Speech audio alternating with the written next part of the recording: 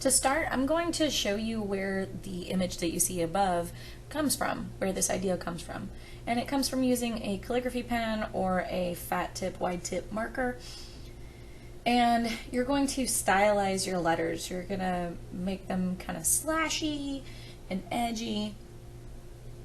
With this type of pen though, it does use a lot of ink, so you're going to see me re-dipping my ink a lot to get this look.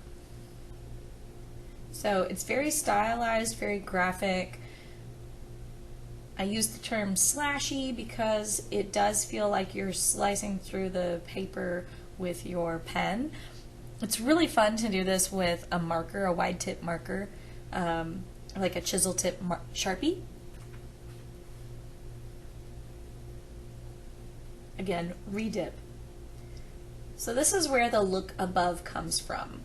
So now I'm just going to try this again. It does take some getting used to. Part of it, the look comes from the speed of writing these shapes. And so when you're having to re-dip a pen over and over again, it gets kind of hard to do. So I suggest using a marker if you have one.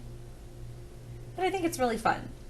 So now we're going to go back and we're going to make this using a pencil. Just like with the bubble letters, you're going to write in your name with the lettering being capitals very far apart, so you have room to actually draw in the shape. So now I'm just going to try and imitate the shape that I had in that handwriting. I wish I had done this second so that I could actually use my handwriting as my own reference.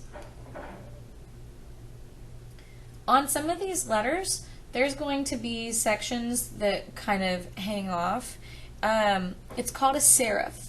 So the serif is at the end of a line, and it's that extra little horizontal or vertical line that you see added just to the end of certain parts of a letter. The serif typically comes from the pen strokes you have to make with a calligraphy dip pen, because that's the oldest pen that we have used in history. So it's kind of cool stuff, knowing where some of these shapes come from. So my E has a little serif, my L does not, but I kind of like this crooked shape that I'm getting. It's a little harder to do. Now the L does have a little bit of a serif here at the end of that bottom line.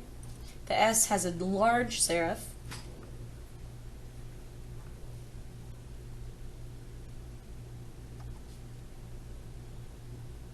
So just sketch this in very lightly, and then when you're done, you will be erasing all the pencil lines in the middle, and then we're going to fill this in with color. So tune in later for color.